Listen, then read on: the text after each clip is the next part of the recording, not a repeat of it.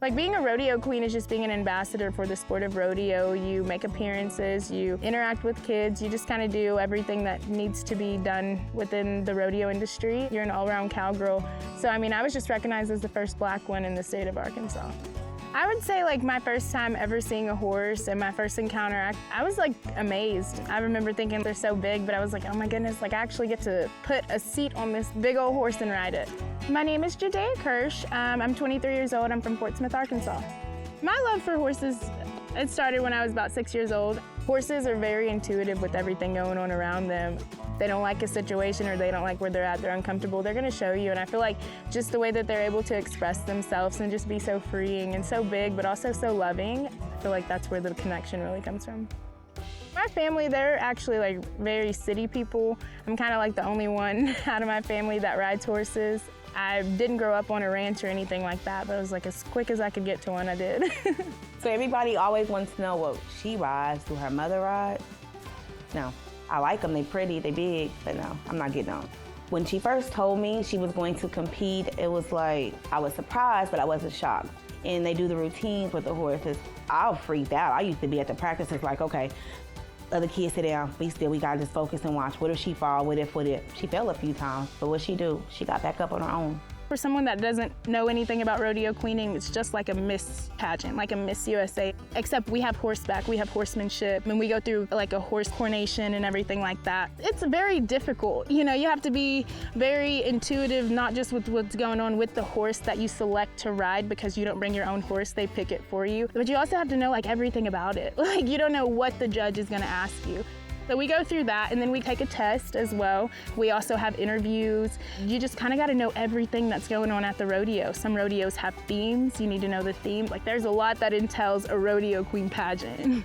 When I found out I was the first Black rodeo queen, I was like, oh man, I have so much to do. If I'm one of the first, there's no way. Like I didn't believe it for a little bit. So for me, like that's where it became so much less about me. Like, oh my goodness, if I'm the first, like when's the second one gonna be? And why am I the first one? Like I remember being crowned at Coal Hill on my 17th birthday, and I remember going onto Google right after that, like how can I find the woman that I need to look up to? You know, another woman that looks like me in this industry doing that, and I didn't find it. It's funny to look back and realize like how far I've come and what I really just didn't know. Whenever I had first started, I wasn't the best rider. There was a couple of us that had a lot to learn and I was one of them, but I progressively got better. Like I progressively got really good. I didn't go into it having a horse, I didn't go into it having a trailer, I just had enough people around me that believed in what I wanted to do. Having kids come up to you, you know, that are inspired by what you're doing, that's where I always say what I do in this industry is so much bigger than me. It's not even about me at all, it's about the next young kid that can come up in this industry. Whether it's, you know, whether you're Black, whether you're Hispanic, whether you're anything, like I just want to see more diversity in my industry. That's so important that kids see representation and that kids know that while I am this color, I'm whatever color I am or whatever complexion people perceive me as, it's like I see someone that looks like me. You know, it's important that kids see themselves in positions that maybe, you know, they don't see it all the time. The knowledge that I want kids to learn and to know through animals, through Ag for Kids, it's not really that difficult. We teach kids about food, we teach them about healthy diets and being athletic.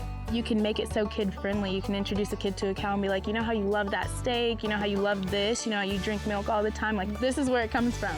It's getting the kids excited about it. A lot of them just don't know, they just lack the knowledge. I'm a very proud mother. People always say, everybody tell their kids, sky's the limit, so I tell Jadeah, sky's not the limit because there is no limit. You keep going. She fall down, she gets back up on her own. I just feel like she's so strong-minded. The things that she's been through, if you Googled her and kept up with her, you know the things she's been through, anybody else would have crumbled at her age, you know, a young age like that. I have parents inboxing me when Jadeah is having a hard time from social media, and they tell her to hold her head back up because my child is looking at her. I have grown women my age telling me that they look up to Jadeah. I'm always telling her, you think that you're just there for your peers and people younger than you. You got grown women who look up to you, so keep doing what you're doing. No matter who try to step on you, dust yourself off and get back up. No matter what you think you're fighting for that is not important right now, you never know when everything that you're talking about is going to be important enough for you to have that platform or that voice for a group of people. And you never know when that time will come, so it's like never be quiet about what you believe in. If you believe in something, you know, stand on it and own it, and not everybody's going to believe in what you believe in. Not everybody's going to agree with what you're doing. No matter what you stand on, what you speak for, just never allow anyone to mute you. I'm a cowgirl, and I'm going to be a cowgirl till the end, and you know, whether they like it or not, I'm here.